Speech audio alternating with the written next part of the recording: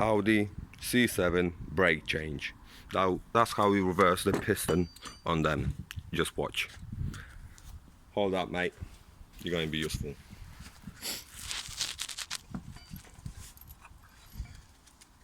You got an old brake pad. Use some spacer.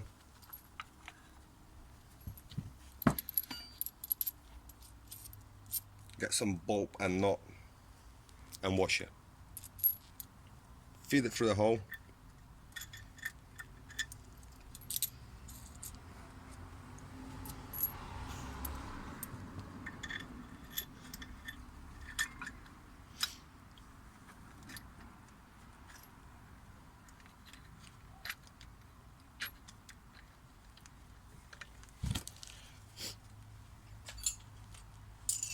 Get 2 spinners.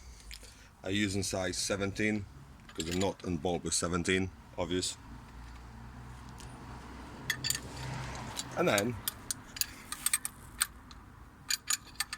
just start spinning them.